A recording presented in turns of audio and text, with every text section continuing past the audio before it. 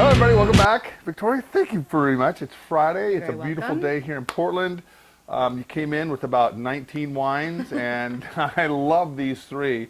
And some of these are kind of mass-produced, or not mass-produced, but a little bit more production than other wines I generally have on my show. And today's Friday. My kids have no school today, so they wanted to come hang out with Dad and see what Dad does all day. So here we go. And it's always nice to see my kids, isn't it? Yeah. What are you thinking? Yeah, you're not thinking, are you? All right, so They're a little camera shy. you know what? She has done a show with me before. One of my first ones Yeah. at Aunt Jana's house. Yeah. Episode 14. Yeah. Hey, everybody! If you're in Portland, if you want barbecue, the best barbecue is Russell Street Barbecue. You got to check it out. It's not too far from here. All right, so three wines we're gonna do. We're gonna do Prosecco, which I love Proseccos, Me too. and we're gonna do a Gascon, a little Malbec, which they're out of their high-end stuff, which is a bummer because I sold my last bottle yesterday. And then we're going to do a Charles Smith wine, and that's a Syrah. And you know what? Charles Smith, you are on my radar. All right, so FYI. So, Victoria, tell us a little bit about the La Marca Prosecco. By the way, what a beautiful label. I think it's fabulous. I can't legally call it Tiffany blue, but you know, that's what it looks like, and I find that the ladies love it. It's from Trentino, Italy. It's got a dry but also slight hint of sweetness to it, and it is actually the only Prosecco to be on Wine Spectator's Top 100. You know, that's cool. And I'll tell you, guys, the label, and it's very attractive on the eyes. It grabs you. It's, anytime you can find a wine for under about 15, 16 bucks retail that's this quality, I always tell people buy by the case. Absolutely. It's delicious. It's yummy. I mean, it'd be perfect for Easter, Mother's Day. I mean, it's so good. I wouldn't. How about throw today? Today. That's with the a sun day. out. I wouldn't necessarily throw in a mimosa, but I'd probably drink it by the bottle, not Yeah, by the glass. you know, there are certain wines for mimosas, and there are certain wines for drinking on their own, and this is one of them. Springtime, it's getting a little bit warmer, and this is a perfect wine to be consumed on a warm, yeah, one of those days, like a summer day. How's that? I can't even talk. She's got me all tongue twisted, tied. All right, so I like the nose. It's fruity. It's not over the top, and it has a little bit of residual sugar, But not much. not much, and You know, I it's feel crisp. People either go one way or the other, dry or too sweet, and I feel like this falls in that perfect middle realm. This is crisp, clean, and it's just dialed in on the money. It's got some nice sweet lemon aftertaste. It's just a delicious wine, and it's $14.99 here at the shop right here. Okay, let's go onwards to our next wine. Got so many glasses on this table. Here we go. Ready? We're doing this. She's got to go in a few minutes. But I said, hey, you want to film the show? She goes, well, I don't have time. Yes, you do. And here we are. Oh, Gascon, 2010. You know, the labeling on this, especially their higher end one, the Reserve, it's all purple, and I hate the color purple. I don't know if you guys can tell, but I do hate the color purple.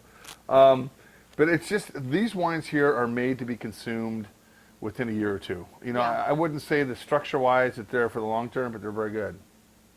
Max, smell that. One day, my friend. One day, my son. One day. What are you laughing Cool thing down there? about the Don Miguel Gascon winery, it's in Mendoza, Argentina. It's actually the only winery that is located in downtown Mendoza. And attached to the winery is a very famous restaurant called 1884, which is the year it was established. That's very cool. And you know, as you guys probably know or don't know, that Malbec is the go-to grape in Mendoza. You know, it's unbelievable how I think Argentina can be defined by its Malbec. Yeah, it's the #1 planted varietal in Yeah. Argentina now. And the trippy thing is, some of these vineyards, especially as you go north in Argentina, they're planted like 10, 12,000 feet. Oh, How yeah. does anything grow? We can't even get Pinot Noir to ripen over 700 feet in 2011. Well, it is a finicky lady. It is a finicky lady. And I'm sitting next to two of them.